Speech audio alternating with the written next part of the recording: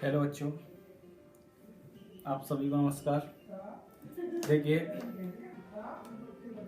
हमने इस चैप्टर के अंदर आपको काफ़ी कुछ पढ़ा दिया है। हमने आपको पहले ही एक बात बोला था कि आपको प्रत्येक वीडियो को पूरा और लास्ट तक देखना है और क्या देखना है, प्रत्येक दिन देखना है। इसमें देखिए, यदि आपने शून्य कोटि की अपक्रिया को समझा होगा तो आपको प्रथम के लिए जो भी कुछ करा है वो सब समझ में आया होगा। इसके बाद देखिए, आज हम पढ़ाएंगे आपको द्वितीय कोटि की अपक्रिया, उसके लिए व्यंजक, उसके लिए अर्धायुगल। तो देखिए, सबसे पहले हम बात करते हैं किसके लिए, द्वितीय कोटि की अपक्रिया के लिए। क्या अपक्रिया कैसे कहते हैं, तो देखिए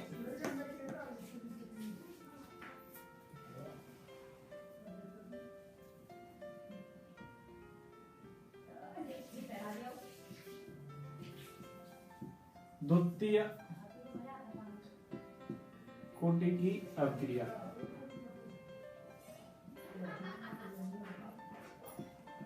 तो देखिए, आप इस प्रकार कह सकते हो कि जैसे उत्पाती है, इसमें क्या होता है, दर नियम से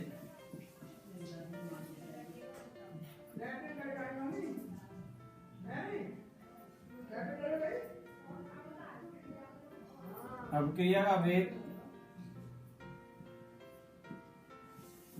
समानुपाती होता है अभिकारक की समताई घात। तो इस प्रकार भी कह सकते हैं। यहां से देखिए, प्रथम कोटि के द्वितीय कोटि की अपक्रिया का वेग, किसी अपक्रिया में अपक्रिया का वेग, किसी अपक्रिया में अपक्रिया का वेग अभिकारक की समताई घात 2 के समानुपाती होता है, उसे द्वितीय कोटि की अपक्रिया कहते हैं। इतना भी कह सकते हो आप कि अपक्रिया का वेग अभिकारक की समताई घात 2 के समानुपाती होता है, उसे द्वितीय कोटि की अपक्रिया कहते हैं। या इस प्रकार समझोगे, a प्लस बी ने क्रिया करी, कोई उत्पाद दिया, यहां से भी दर नियम से क्या होगा,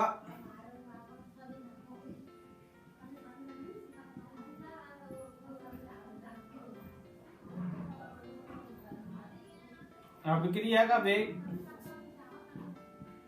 समानुपाती होगा किसके,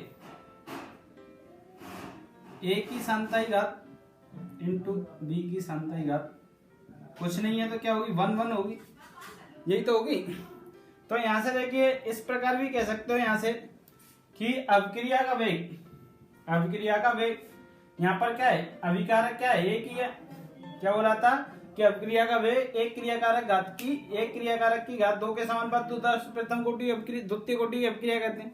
यहां से इस प्रकार भी आप कह सकते हो कि अपक्रिया का वेग दो अभिकारकों की सांता की घातों के गुणनफल, सांता की दो अभिकारकों की सांता के गुणनफल की घातों, दो अभिकारकों की सांता के गुणनफल के घातों के योगफल को ही क्या कहते हैं, कोटि। तो यहाँ पर कुछ नहीं है, देखिए ये है, अब ये है तो देखिए कोटि इसके लिए क्या होगी कि कुछ नहीं होता है तो उसके लिए क्या माना जाता है, कोटि 1 मानी जाती है। जब कुछ नहीं होता है तो कोटि क्या होती है, 1, इसके लिए 1 और इसके लिए 1 प्लस 1 क्या होगी, 2 होगी। तो यहां से इसके लिए कोटि परिभाषा और भी देखिए, ये ले सकते हो आप, अथवा ये ले सकते हो कि जैसे आपने देखा कि 2HI अपघटित होकर क्या देगा, H2 देगा और क्या देगा, I2 देगा, H2 देगा और क्या देगा, I2 देगा। तो देखिए, यहां से क्या हो रहा है आपका कि वे अपक्रिया यहां से देखिए दर नियम से आप निकालोगे तो क्या निकल के आएगा,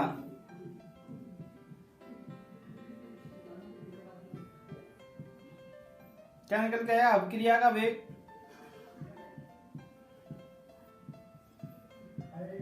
समानुपाती होता है HI की समताई घात 2 के। कि वे अपक्रिया जिनके दो अणु की सांता में परिवर्तन होता है, दो अणु है यहाँ से H2 I2, तो दो अणु की सांता में परिवर्तन होता है, उसे क्या कहते हैं, द्वितीय कोटि की अपक्रिया कहते हैं। वे अपक्रिया जिनमें क्या होता है, दो अणु की सांता में परिवर्तन होता है, उसे द्वितीय कोटि की अपक्रिया कहते हैं। तो इस प्रकार आप यहाँ से अपक्रिया, द्वितीय कोटि अपक्रिया की परिभाषा लिख लोगे तीनों। क्या बोला कि वे अपक्रिया का वेग एक क्रियाकारक की घात 2 के समानुपाती हो सकता है, द्वितीय कोटि है। या फिर वे अपक्रिया दो क्रियाकारों की घातों के दो क्रियाकारों की सांता के गुणनफल की घातों के योगफल को क्या कहते हैं, द्वितीय कोटि अपक्रिया कहते हैं। या फिर वे अपक्रिया जिनका वेग क्या होता है, दो अणु की सांता में परिवर्तन होता है। वह अपक्रिया जिनकी दौड़ों की क्षमता में परिवर्तन होता है उसे द्वितीय कोटि की अपक्रिया कहते हैं। अब द्वितीय कोटि की अपक्रिया के लिए क्या देखेंगे हम? के लिए क्या देखेंगे? व्यंजक देखेंगे।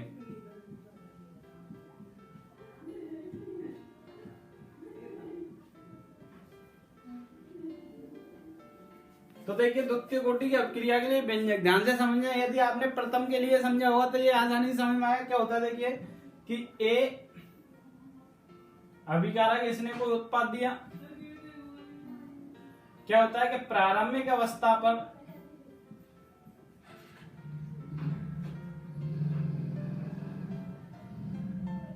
इसके जो अभिकारक के जो मोल होते हैं वो ए होते हैं। उत्पाद क्या होता है? प्रारंभिक अवस्था पर 0 होता है। हमने माना टी समय बाद, मतलब कुछ समय बाद इसमें से x ने क्रिया कर ली तो उत्पाद क्या x ही तो बनेगा। जो चीज क्रिया कर रहा है वही तो उत्पाद आएगा।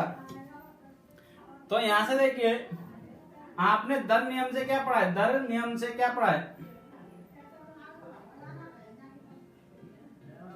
द्वितीय कोटि की अपक्रिया तो क्या होगा? अपक्रिया का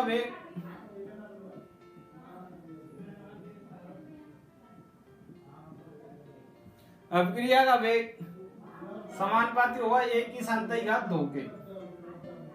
यही तो होगा। अब देखिए अपक्रिया का वेग क्या होता है आपका? dx/dt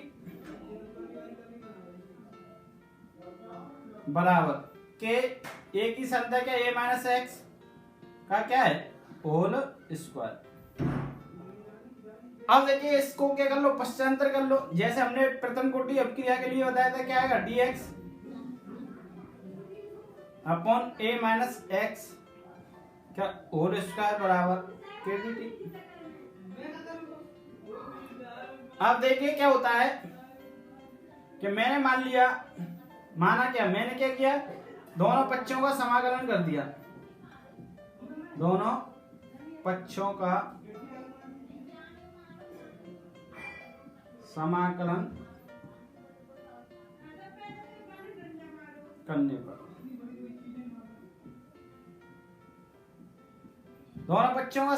करने पर तो देखिए क्या निकल के आएगा यहां से? समाकलन dx upon a minus x का होल स्क्वायर बराबर के कांस्टेंट है dt। अब देखिए हमने आपको प्रथम कोटि की अपक्रिया में बताया था कि इसको थोड़ा सरल करने के लिए हमने क्या किया कि क्या माना? a माइनस एक्स बराबर क्या मान लिया? p मान लिया था। ये तो बताया था, माना a माइनस एक्स बराबर p। अब दोनों पक्षों के की हमने दोनों पक्षों का क्या किया? अवकलन।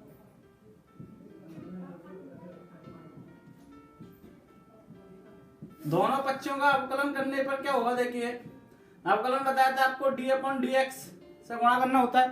तो यहां से a क्या करेंगे? तो d upon dx a minus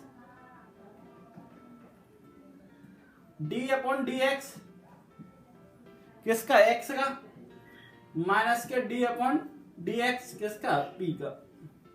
यहां से देखिए ये x के सापेक्ष होगा तो 0 हो जाएगा और ये हो जाएगा आपका 1 और ये रहेगा आपका dp बराबर है यहाँ पर dp माइनस अपॉन dx। इसका हल करोगे तो माइनस के dx बराबर dp या dx बराबर dp माइनस के dp, इतना निकल के आएगा। अब देखिए इन मानों को इसमें रख दो। यहां से देखिए dx बराबर आपका क्या निकल गया है? माइनस के dp। तो माइनस के dp a माइनस एक्स बराबर क्या है? p। तो p का स्क्वायर। इस माइनस को इधर ही रखो तो क्या आएगा? माइनस बराबर के dt। अभी समाकलन नहीं किया हमने। अब देखिए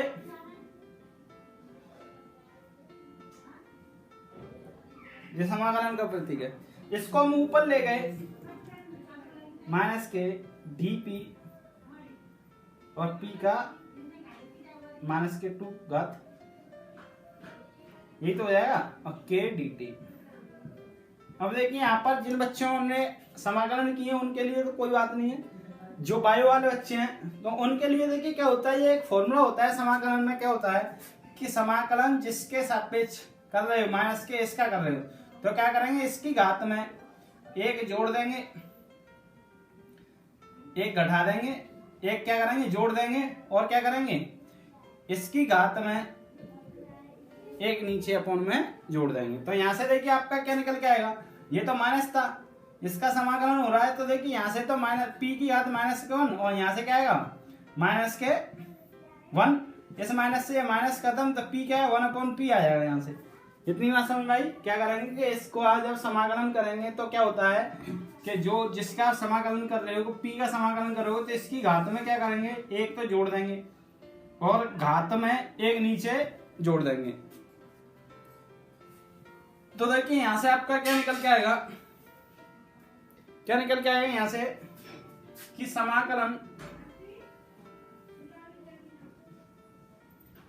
क्या आएगा, माइनस तो पहले से ही है, पी की घात माइनस के 2 प्लस 1 घात में अपॉन माइनस के 2 प्लस 1 बराबर क्या आएगा के और dt, dt यानी dx का समाकलन x, तो dt का समाकलन क्या होगा t होगा, और क्या आएगा प्लस c, c क्या है यहाँ पर समाकलन नियतांक। अब इसको आगे हल करोगे आप तो क्या आएगा माइनस के p की घात माइनस के 1 बट्टे माइनस के बराबर के टी प्लस सी। इस माइनस से माइनस गया तो 1/p बराबर क्या आएगा के टी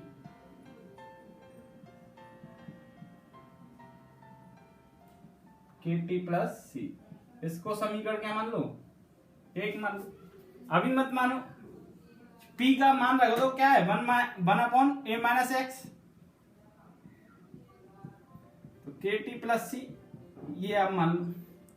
इतनी बात समझ में आई। क्या किया हमने, इसका समाकलन किया, तो जो होता है जिसका समाकलन करना है उसकी घात में क्या करेंगे dp, क्या है dp।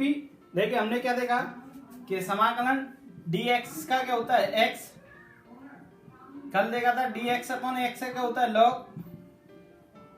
x।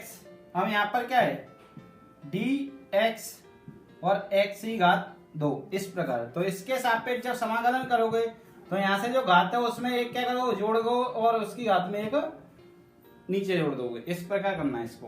तो यहां से देखिए हमने वही किया है, क्या किया है कि इसकी घात -2 थी, तो एक इसकी घात में या नीचे, तो इसको हल किया तो माइनस के 1, और ये माइनस के 1 माइनस के माइनस कट गया, इसको अपॉन में नीचे आ गया 1/kt/c। यहां से इसको क्या मान लो समीकरण 1 मान लो। अब देखिए हमने क्या पढ़ा है कि प्रारंभिक अवस्था पर, प्रारंभिक अवस्था पर क्या होता है x बराबर 0 और क्या होता है t बराबर 0। जब कोई कार्य नहीं किया गया हो कुछ समय, किसी भी समय में, तो उत्पाद क्या बनेगा 0 बनेगा, समय भी क्या होगा 0 होगा, प्रारंभिक अवस्था होगी। तो यहां से क्या निकल गया 1/a 0 बराबर k इंटू 0 प्लस सी। तो c का मान क्या आएगा 1/a, c का मान ये निकल के आएगा, ये 0 हो जाएगा, ये 0 हो गया। अब देखिए c बराबर 1/a, तो c के मान को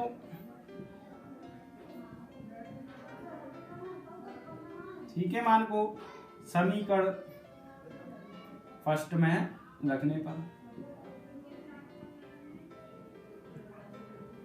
तो c के मान को समीकरण फर्स्ट में रखोगे तो देखिए क्या निकल के आएगा आपका 1/a माइनस के एक्स बराबर के टी प्लस सी। तो 1/a माइनस के एक्स बराबर के टी प्लस सी, सी के स्थान पे क्या 1/a। अब इसको इधर ले आओ तो देखिए ये माइनस का हो जाए, तो यहाँ से के टी बराबर क्या निकल के आएगा 1/a माइनस के एक्स माइनस के 1/a, यही तो निकल जाएगा। अब देखिए इसको आप हल करोगे तो क्या आएगा के टी बराबर एलसीएम लोगे क्या आएगा a1 माइनस के एक्स, यही तो आएगा। अब देखिए इससे ये गया तो a माइनस, इससे ये गया तो a माइनस के x, यही तो आएगा। इसको आगे हल करोगे, देखिए इससे आगे देखिए आप इसको आगे हल करोगे तो क्या आएगा आपका के टी बराबर a माइनस के a प्लस के x और ए माइनस के एक्स, ए से ए गया तो के टी बराबर क्या आएगा एक्स ए माइनस के एक्स, यहाँ से के बराबर निकालोगे तो क्या है 1/t एक्स ए माइनस के एक्स। ये क्या आपके लिए द्वितीय कोटि के अभिक्रिया के लिए क्या पता चल गया, व्यंजक पता चल गया। तो यहाँ पर देखिए आपको पता होना चाहिए, पहले भी हमने बताया है कि यहाँ पर देखिए x क्या है, देखिए यहाँ लिख देता हूं मैं, यहाँ लिख देता हूं, यहाँ पर x क्या है वियोजित सांद्रता,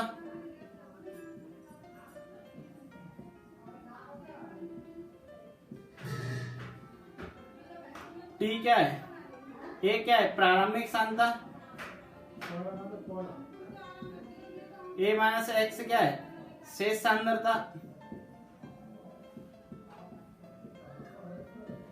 t क्या है समय, और k क्या है वेग स्थिरांक। तो इस प्रकार आप देखिए इसका यहां से क्या निकाल लोगे, द्वितीय कोटि की अभिक्रिया के लिए क्या निकाल लोगे, व्यंजक निकाल लोगे। क्या बोल रहा है कि दर नियम से अभिक्रिया का वेग द्वितीय कोटि के लिए बात कर रहे हैं तो एक ही घात दो, यहाँ से वही है सब जो पहले आपने पढ़ा था। इसमें दोनों ए माइनस एक्स और पी मान का अवकलन किया, डी एक्स बराबर माइनस के डी पी आ गया। दोनों पक्षों का क्या किया हमने समाकलन किया, समाकलन करने पर देखिए इसका मान डीपी और इसका मान पी स्क्वायर, माइनस का था इसलिए माइनस बाहर रख लिया के डी टी। अब देखिए इसको ऊपर ले गए, ये आ गया, इसका समाकलन किया तो यहाँ पर क्या होगा कि इसकी जो घात है उसमें क्या है एक जुड़ जाएगा और उसकी घात के नीचे भी एक जुड़ जाएगा, ये इसका समाकलन होता है। तो यहाँ पर ये इसको हल किया, हल करने पर ये आया। तो यहाँ से देखिए हमने क्या किया, फिर इसके बाद वही किया, क्या किया कि इसमें c का मान निकाला, c के मान को इसमें पुट कर दिया, तो यहाँ से आपको k बराबर 1/t एक्स ए माइनस के एक्स प्राप्त हो गया। तो देखिए हमने क्या पढ़ा, प्रथम कोटि की अभिक्रिया में पढ़ा, और इसके द्वितीय जो अर्धायु काल होता है वो क्या होता है कि जो आपकी प्रारंभिक सांद्रता होती है ए, वो एक जो शेष सांद्रता होती है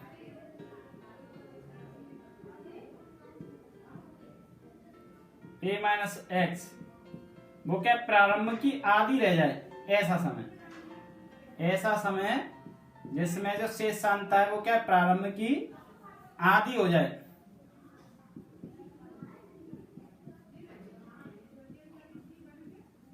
वह समय जिसमें किसी पदार्थ की जो प्रारंभिक सांद्रता है उसकी शेष सांद्रता क्या रह जाए, आधी रह जाए।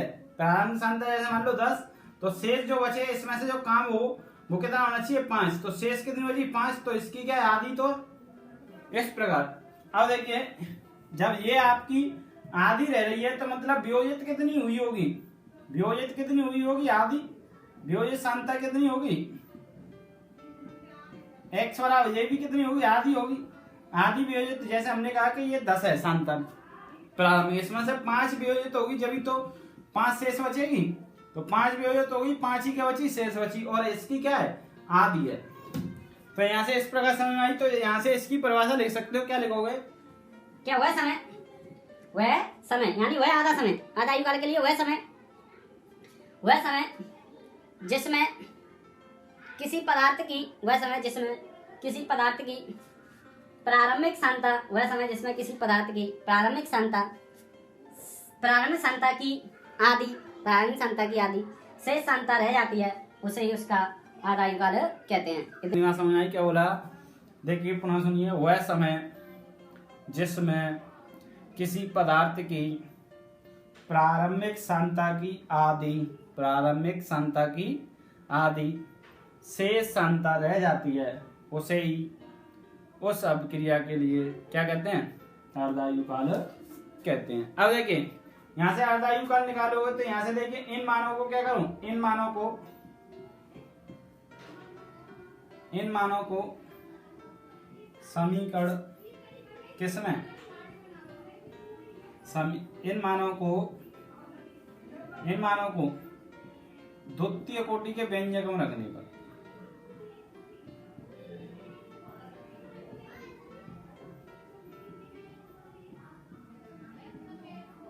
व्यंजक में लगने पर। तो द्वितीय कोटि का व्यंजक क्या है, देखिए के बराबर 1/t ए एक्स ए 1 - के एक्स, यही तो द्वितीय कोटि का व्यंजक। 1/2, देखिए पहले x का मान रखिए, x क्या है, a/2 a/2, t क्या है 1/2 इंटू a ही है इंटू a माइनस x क्या है a/2। तो देखिए ये तो हाफ टी मतलब आधा हल का प्रतीक है, तो यहां से देखिए इसको हल करोगे आप तो क्या आएगा a/2 t½ इंटू a² तो इस 2 से 2 गया और इस a से 1 गई, तो यहां से के बराबर आपका क्या निकल के आएगा, देखिए ऊपर क्या बचा, कुछ नहीं बचा, यानी 1 बचा आपका, 1 बचेगा। और यहां से जो a और t½ है वो इसमें, इसका इसमें और इसका इसमें होता है, तो यहां से क्या बचेगा t½ इंटू a, ये बनेगा आपका। या फिर इसको आप क्या ले सकते हो, क्या ले सकते हो, t½ बराबर 1/k a, या k बराबर 1/t½ इस प्रकार आपके लिए इसके लिए क्या निकल के आता है, अर्धायु का निकल जाता है। अब देखिए इसके लक्षण देखेंगे आप, तो देखिए इसमें आपने उसके लक्षण देखे होंगे किसके, प्रथम कोटि की अपक्रिया के लिए, तो इसके भी लक्षण देखिए आपको बहुत सरल लगेंगे। देखिए क्या होता है कि इस अपक्रिया में द्वितीय कोटि की अपक्रिया के व्यंजक को किससे व्यक्त करते हैं, k बराबर x/t a माइनस के x, यानी प्रथम द्वितीय कोटि के व्यंजक को इस समीकरण से व्यक्त करते हैं, पहला पॉइंट। अब देखिए द्वितीय कोटि की अभिक्रिया के समीकरण को इससे व्यक्त करते हैं, और द्वितीय कोटि की अभिक्रिया में क्या होता है, वेग और वेग स्थिरांक क्या होते हैं, बराबर नहीं होते हैं, वेग और वेग स्थिरांक क्या बराबर नहीं होते हैं। अर्थात इसमें क्या होता है, देखिए आपका कि द्वितीय कोटि की अभिक्रिया में जो आपका अभिकारक की जो सांद्रता है उसका उस पर निर्भर करते हैं। जैसे देखिए हमने देखा कि वेग समानुपाती है किसके, एक ही सांद्रता की घात 2 के, यही तो होता है द्वितीय कोटि अभिक्रिया के लिए। तो वेग बराबर क्या, देखिए हमने शून्य के लिए निकाला कि ये निकला था, तो वेग और वेग स्थिरांक क्या होते हैं, बराबर होते हैं, अभिकारक की सांद्रता पर निर्भर नहीं करते हैं। लेकिन यहाँ पर क्या है, ये निकल के आएगा, तो अभिक्रिया की द्वितीय कोटि की अभिक्रिया में अभिक्रिया वेग और वेग स्थिरांक बराबर नहीं होते, अर्थात अभिकारक की सांद्रता पर निर्भर करते हैं। अब इसमें देखिए आप इतना भी समझ सकते हो कि जैसे मैंने ये देखिए, मैं आपको एक एग्जाम्पल समझाता हूँ। जैसे अब किसके लिए, द्वितीय कोटि की अभिक्रिया के लिए। अब देखिए जैसे मैंने इसकी सांद्रता मान ली कितनी है, 2 है, तो यहां से वेग क्या हो जाएगा आपका, देखिए 2 सांद्रता मानने पर 2 दूनी, इसकी सांद्रता 2 है, एक ही सांद्रता क्या है 2 है, तो यहां से क्या निकल के आएगा 4, यानी वेग क्या हो गया 4 गुना, कि अभिकारक की सांद्रता दोगुनी करने पर क्या वेग 4 गुना हो जाता है। अब देखिए यहां से आप सांद्रता क्या करोगे, दोगुनी कर दो, वो सॉरी दोगुनी करो, दोगुनी का मतलब 4 और 4 का और क्या हो गया 16। तो वहां पर हमने क्या देखा कि अभिकारक की सांद्रता क्या करने पर, दोगुनी करने पर अभिक्रिया का वेग क्या हो जाता है 2 गुना रहता था, लेकिन यहाँ दोगुनी करने पर क्या हो रहा है 4 गुना हो रहा है कि नहीं हो रहा है। यदि आपने क्या किया, यहाँ से अगर देखिए आपने लिया 3, तो 3 का वर्ग 9 गुना हो गया, तिगुनी करने पर कितना हो जाएगा 9 गुना हो जाएगा, 4 गुनी करने पर 16 गुना हो जाएगा। इतनी बात समझ में आई। अब देखिए यहाँ पर जो अभिक्रिया का वेग होता है और वेग स्थिरांक होता है, इनके मात्रक भी क्या होते हैं, अलग अलग होते हैं, अर्थात कितना कितना होता है। तो देखिए हमने आपको पहले ही बताया था कि जो वेग का मात्रक होता है, वेग का मात्रक होता है वो क्या होता है, मोल प्रति लीटर सेकंड, और जो आपका वेग स्थिरांक k का मात्रक होता है द्वितीय कोटि की अभिक्रिया के लिए क्या होता है k a की सांतई घात 2। इसी प्रकार तो निकाला था आपने, ये क्या आ गया नीचे आ गया। तो यहां से देखिए आपने निकाला मोल प्रति लीटर सेकंड और मोल प्रति लीटर सेकंड का स्क्वायर, ये दो ये दो ये दो। तो एक मोल से एक मोल गया, 1 लीटर से 1 लीटर गया, एक सेकंड से 1 सेकंड गया। सॉरी मोल प्रति लीटर ही होता है इसका तो सांता का मात्रा। तो एक मोल से एक मोल गया, 1 लीटर से 1 लीटर गया। तो देखिए यहाँ से लीटर आया आपका ऊपर, लीटर आया ऊपर, और ये मोल और सेकंड, तो मोल इनवर्स और क्या है सेकंड इनवर्स। ये इसी प्रकार का आपने निकाला था, हमने यही तरीका बताया था आपको निकालने के लिए। क्या किसी भी अभिक्रिया के लिए वेग मतलब जो मात्रा निकालना वो इस प्रकार निकाल सकते हो अभिक्रिया के वेग लगा के। इसका मात्रा मोल प्रति लीटर सेकंड, इसका मोल प्रति लीटर का स्क्वायर। तो एक मोल से एक मोल गया, 1 लीटर से लीटर गया, तो 1 लीटर बचा ऊपर आ गया, यहाँ बचा मोल प्रति सेकंड, तो ये इनवर्स में हो गया। अब देखिए चौथा पॉइंट, इतनी बात समझ में आई। क्या होता है कि आपने देखा, क्या देखा कि यहाँ पर जो अभिक्रिया के लिए अर्धायु काल है टी, आप वो क्या निकल गया है 1/k। तो द्वितीय कोटि की अभिक्रिया के लिए जो अर्धायु काल है वो अभिक्रिया में अभिकारक की प्रारंभिक सांद्रता और वेग स्थिरांक दोनों पर निर्भर करता है। तो इस प्रकार आप यहाँ से इसके पॉइंट देख सकते हो। देखिए हमने आपको 4 पॉइंट बताए। पहला कि समीकरण को इस व्यंजक से व्यक्त करते हैं। दूसरा बताया कि अभिक्रिया का वेग अभिकारक की सांद्रता पर निर्भर करता है, अर्थात सांद्रता दोगुनी करने पर अभिक्रिया वेग 4 गुना हो जाता है। यहाँ अभिक्रिया में अभिक्रिया का वेग और अभिकारक समान नहीं होते हैं। वेग और वेग स्थान का मात्रा अलग होता है, इसका ये होता है और इसका ये होता है। तो देखिए सॉरी इस अभिक्रिया में देखिए क्या हो रहा है, क्या हो रहा है देखिए ये मोल प्रति लीटर सेकंड है और ये क्या लीटर इनवर्स मोल सेकंड इनवर्स, तो अलग अलग है। इस प्रकार यहाँ पर जो आपका अर्धायु काल है वो क्या है के और ए पर निर्भर करता है। तो इस प्रकार यहाँ से इसके लक्षण लिख सकते हो। ठीक।